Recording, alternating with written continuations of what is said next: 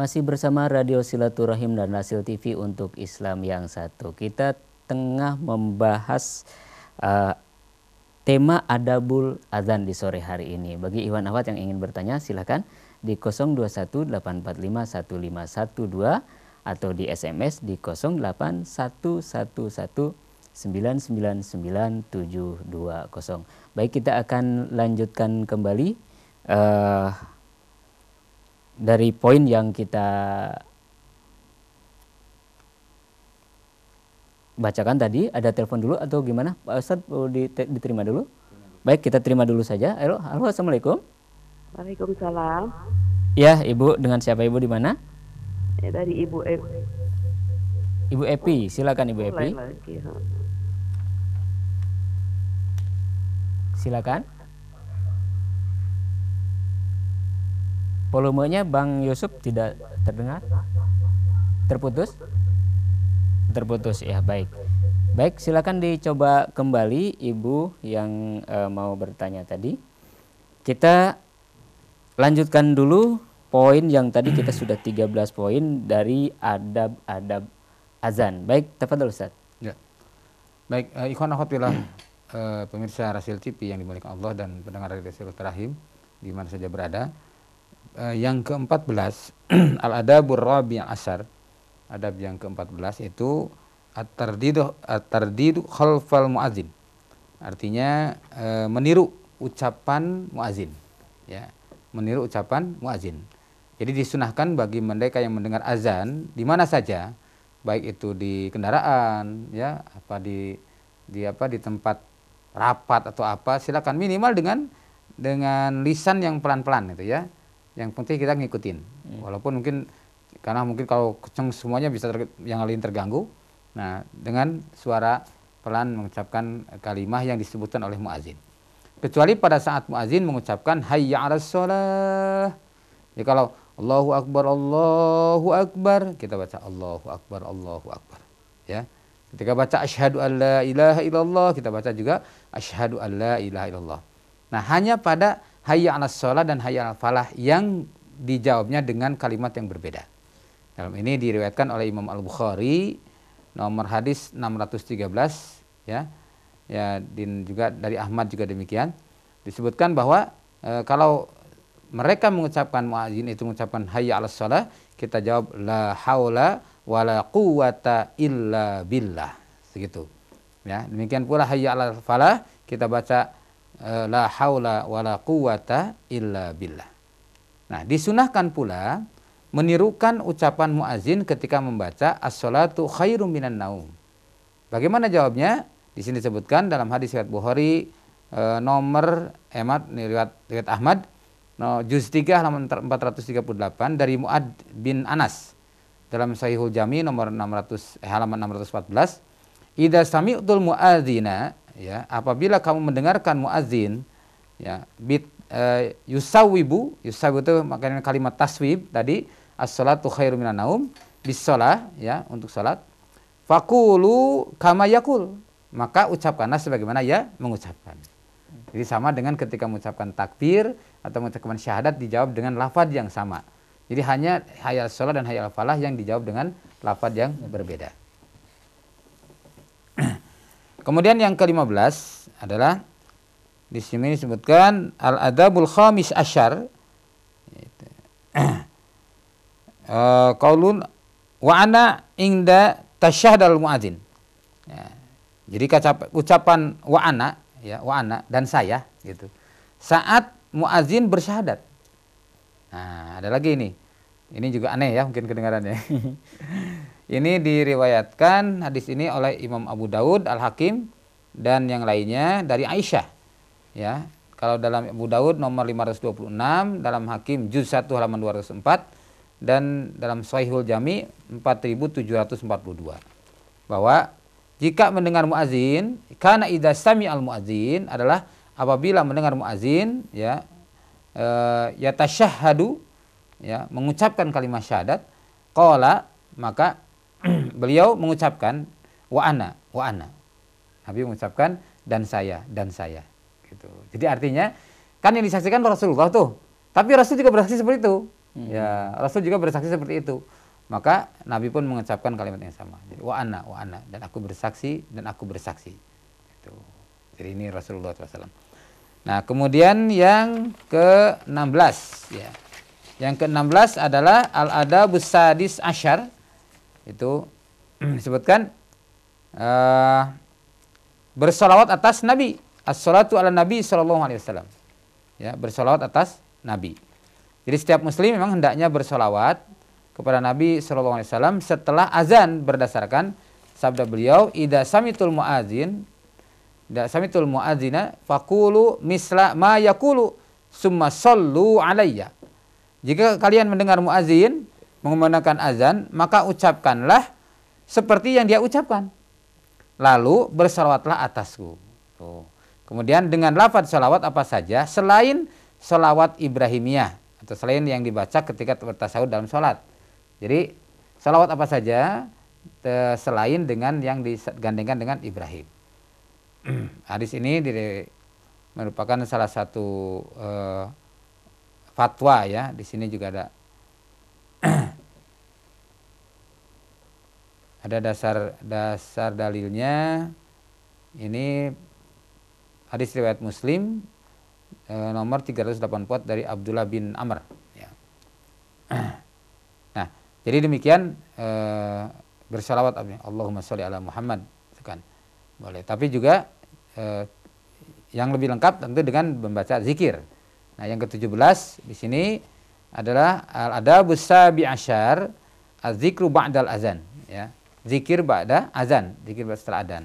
Kemudian man qala hina yasma'un nida, barang siapa yang mendengarkan doa ini ya, Allahumma rabba hadhihi da'wati tammati wassalatil qa'imah ati Muhammadanil wasilah. Ya, karena ada ini biasanya ada nun wiqayah membantu. Jadi Muhammadanil wasilah boleh gitu. Wal fadilah wa ba'asu maqamam mahmudanil ladzi wa'adda. Nah, disebutkan halat lahu syafaati yaumal qiyamah. Masya Allah ya. Jadi Allahumma rabba hadhihi da'wati tammati wassalatil qa'imah. Ya Allah, pemilik panggilan azan yang sempurna ini dan salat yang ditegakkan ini. Di sini ati Muhammadinil wasilah wal fadilah. Berilah wasilah, kedudukan yang tinggi, dan kemudian kepada dan kemuliaan ya, wal fadilah dan kemuliaan. Wab'atsu maqamam mahmudanil ladzi wa'adda ya, dan berikanlah kepada beliau itu maqamam mahmud, artinya tempat yang terpuji ya, yang telah engkau janjikan ya. Disebutkan di sini, maka orang itu berhak mendapatkan syafaat dariku pada hari kiamat. Jadi orang yang membacakan doa ini berhak mendapat syafaat dari Rasulullah sallallahu alaihi wasallam. Hadis ini riwayat Imam Al-Bukhari dari Jabir radhiyallahu anhu, nomor 614. Nah, selain itu juga membaca zikir yang lain disebutkan dalam hadis berikut ya. Dalam hadis riwayat Muslim disebutkan, man qala hina yasma'ul muadzin, barang siapa yang mendengar ya, barang siapa yang baca setelah mendengar azan dari muadzin tadi, wa ana asyhadu alla ilaha illallah ya, dan aku bersaksi bahwasanya tiada ilah yang patut disembah ya selain Allah. Wahdahu la syarikalah, tiada sekutu baginya. Wa asyhadu anna Muhammadan abduhu wa rasuluh, dan aku bersaksi bahwa Muhammad adalah hamba dan utusan Allah. Raditu billahi rabba wa bi Muhammadin rasula wa bil islami dinan. Nah, jadi dia melanjutkan dengan bacaan itu bahwasanya aku ridho Allah sebagai Rabbku, Muhammad sebagai Rasul, dan Islam sebagai din, sebagai agamaku. Ghufirallahu dzambuhu.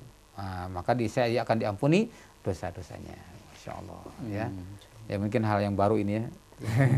Tapi hal baru tidak ada sebenarnya gitu. Jadi barunya itu bukan baru adanya syariat ini, tetapi baru dengarnya ya. Mungkin ada di antara pendengar Rasil atau pemirsa Rasil TV mungkin ada yang sudah pernah membahas atau sudah mendengarkan, tapi mungkin ada juga yang belum mendengarkan. Nah, ini sebuah hazanah ya, perlunya kita membahas secara detail, artinya agar kita lebih memahami dan lebih memantapkan keyakinan kita dalam beribadah.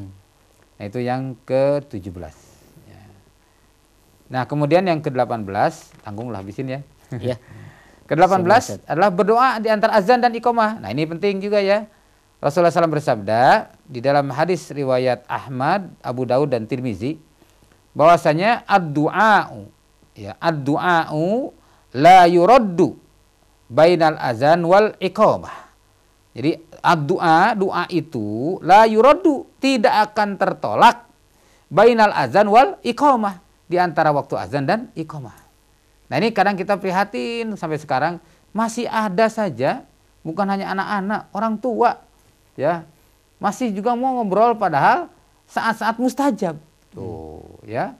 Mestinya kalau misalkan setelah sholat sunnah ya, sholat sunat qobliyah gitu, atau sholat sunat di antara azan dan iqamah itu, selesai sholat masih ada waktu beberapa menit, gunakanlah untuk berdoa kepada Allah. Maka mintalah yang selama ini mungkin belum dikabulkan, mintalah pada saat itu.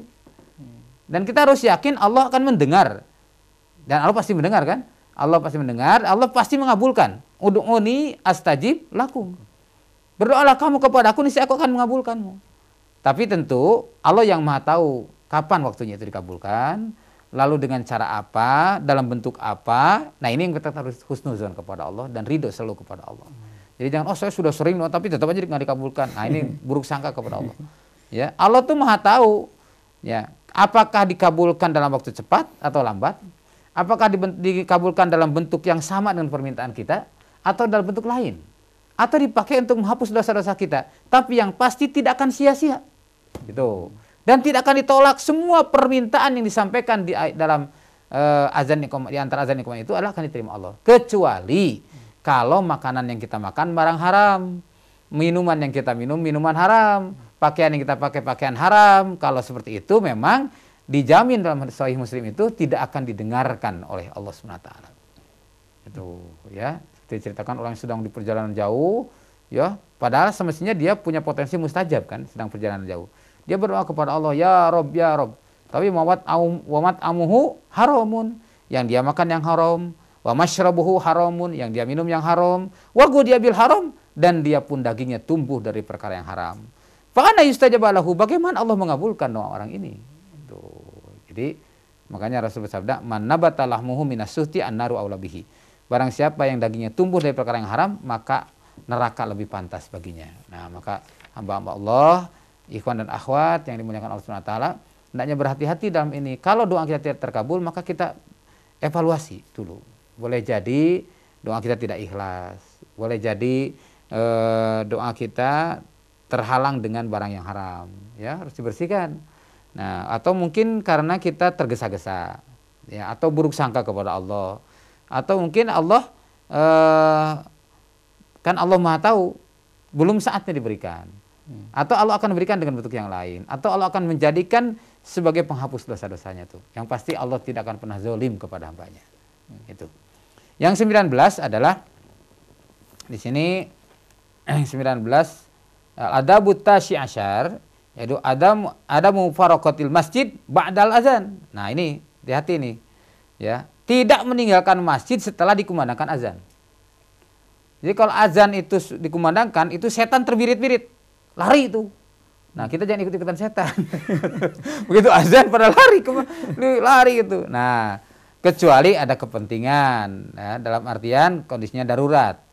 Jadi sesungguhnya ketika azan itu, maka suatu saat Abu Hurairah melihat seseorang keluar dari masjid setelah azan asar. Maka ia berkata, "Amma hadza faqad as'abal Qasim sallallahu alaihi wasallam." Nah, ngapain sih orang ini? Dia telah mendurhakai Abul Qasim, telah mendurhakai Rasulullah sallallahu alaihi wasallam. Tuh, jadi telah mendurhakai orang yang begitu azan malah dia keluar masjid, gitu ya. Ada seperti itu, saya sering, loh, kok malah pulang? Iya Ustadz, ini mau ngajak temen dulu. Wah, ada aja ini. Kamu azan malah pulang gitu ya, ya itu namanya. Ya, Masya Allah, yang karena perlu pembenahan di sini. Ya, kadang-kadang saya, cek, balik lagi. Mau pada keluar gitu.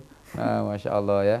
Nah, inilah fenomena seperti ini yang ada disebutkan. Ini hadis riwayat Muslim nomor 655 ya.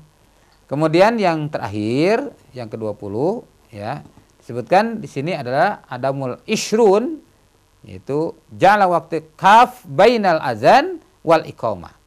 Ya, jadi memberikan waktu yang cukup, tenggang yang cukup antar azan dan iqamah. Jangan terburu-buru.